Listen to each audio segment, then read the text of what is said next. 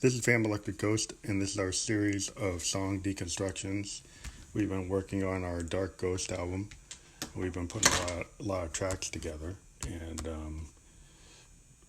some of the latest tracks I'm going to discuss later this week. But one of the things that we're working on is, just integrating our Eurorack sound into our new music, and then using our studio electronics microphone to also, increase the depth of Josephine Electric's voice. And in that regard, we also are using the VTO3 from Roland, which is their vocal transformer or voice transformer. And we've been using that instead of our JDXI, which we love the JDXI. It has a really good vocoder implementation. And previously, we used the soprano mode to create Josephine Electric, but we've been using the VTO3. We like a lot of the settings that we can utilize there, especially like the speaker type of settings and microphone type settings that allow you to have this kind of 2D nod to the Gorillaz capability.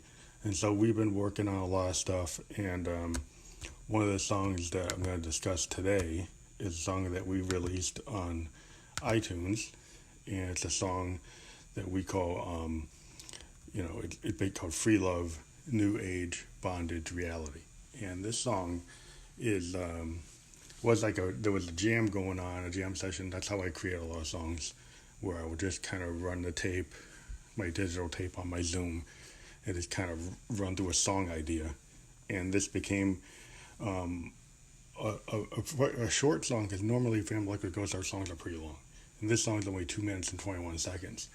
But we felt like sometimes that you have an idea and it works within that length of time. And so this song uses a chord arrangement that we came up with in a kind of free jam.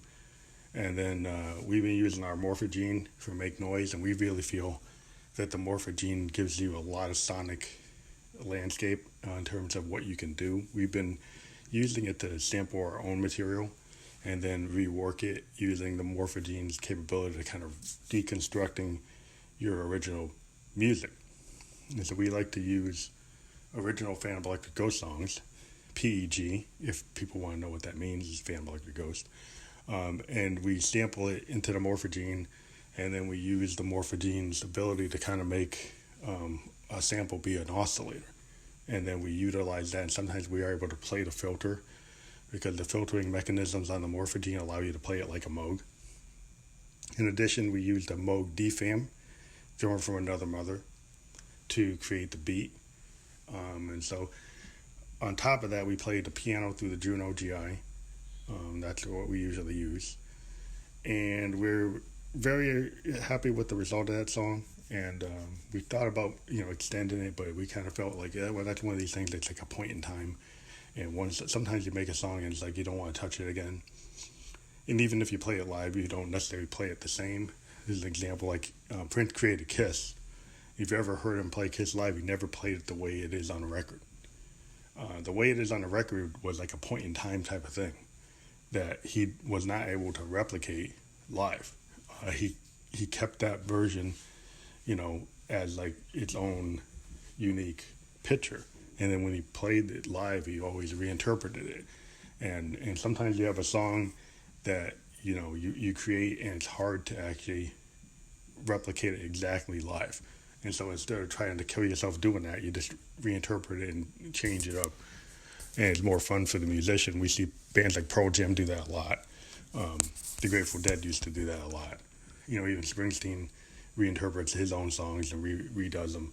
And Prince used to do that. So it's just a technique, and you could just do what a lot of people do. I can just run a song through my Zoom and then play it as is. And if I've got a song like one of my hits, Miss Windover, one of the songs that actually was somewhat popular, played it on a college radio, internet radio.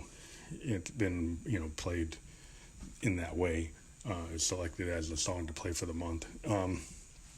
But that song, if I play it live, because it's like a dance hit, I run it off the sequence. I run it off the Zoom, and maybe do overdubs where I play some live guitar or bass on it to change it up. But there are certain songs, like if you have fans, they want to hear it the way it is. They want to hear the original, and so that's a good thing to use the tools like Ableton Live or other types of sequencing programs. I am very interested though in analog, as everybody knows, and this year Moog kind of pulled a little fast one on us. They told us the only new instrument was going to be the subharmonicon, which is another like Mother 32 type of system, kind of like a DFAM. And it looked very interesting, and it was going to be like the biggest thing that Moog was going to do this year until they actually put out the Grandmother.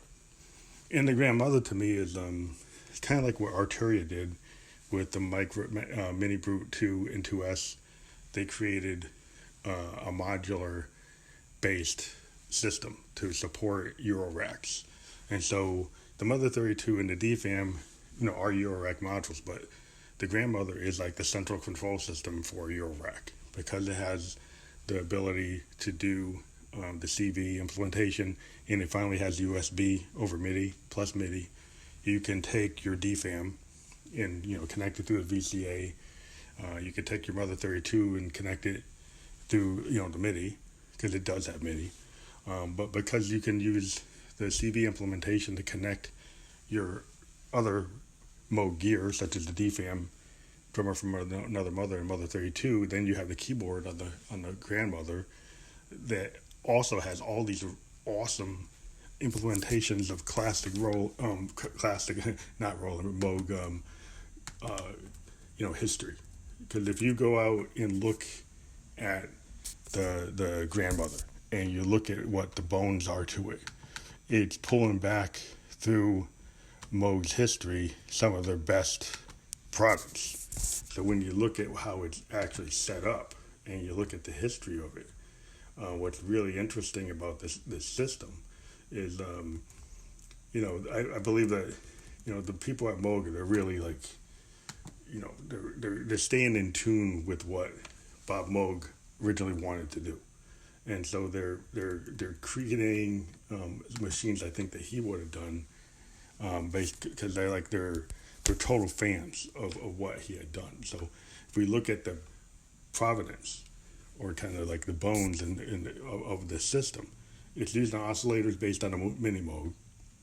It's using a mixer based on the Moog CP3. The filter is based on a 904. The envelope generator is based on Moog 911. The VCA is based on a 902, and the spring reverb is based on the Moog 905. So for those of you who say, well, this is not a Mini Moog or a Model D, but this is kind of like a brand new type of, similar to a Model D. And if you look at it, it does have the ability to have three oscillators because the LFO can act like an oscillator.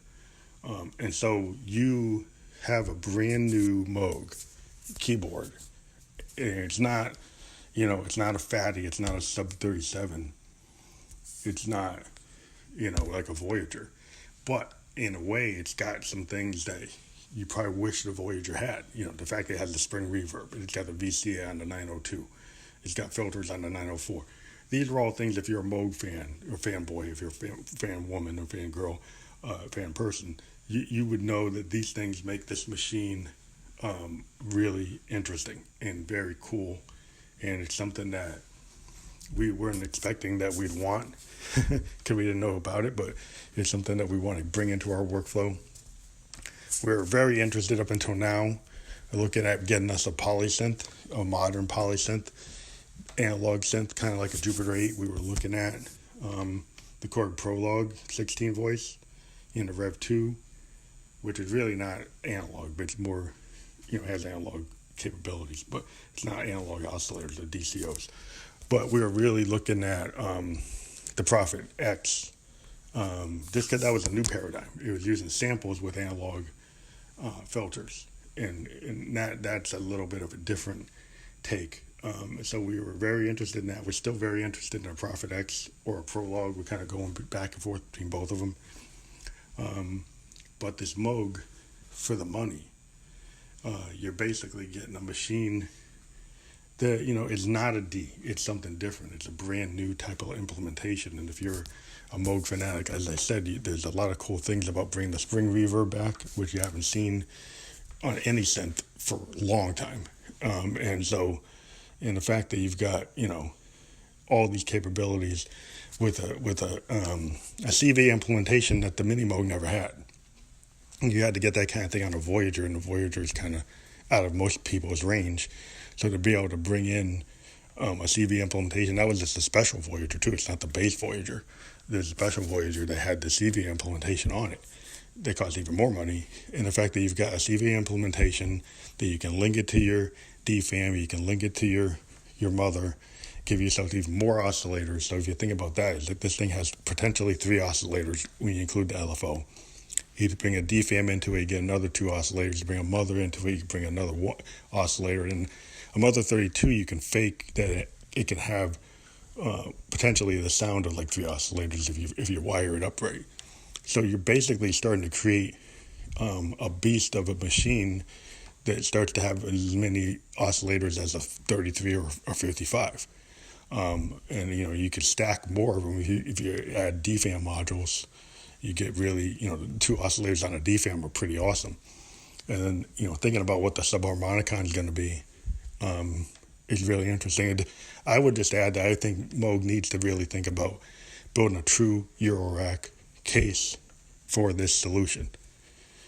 In the same way that Arturia has the rack boot system, it would be really cool if another version of the grandmother, maybe an extended keyboard version, that could have the ability to attach a rack mount, kind of like a 6U, to be able to pull in, Mother 32 and DFAM and subharmonicon modules, along with potentially bringing in some of the pedal modules, the Frogger modules. I think that would be a really cool idea to integrate it. I mean, now you can kind of do that yourself if you kind of just got a Doffer and set it up. You could kind of jury rig what you want, or even a 6U, you could kind of jury rig it the way you want. I actually have my DFAM and my 32 in a 6U from Arturia, and so I could kind of fake this out in a way. But it would be cool to have a Moog officially designed system like that.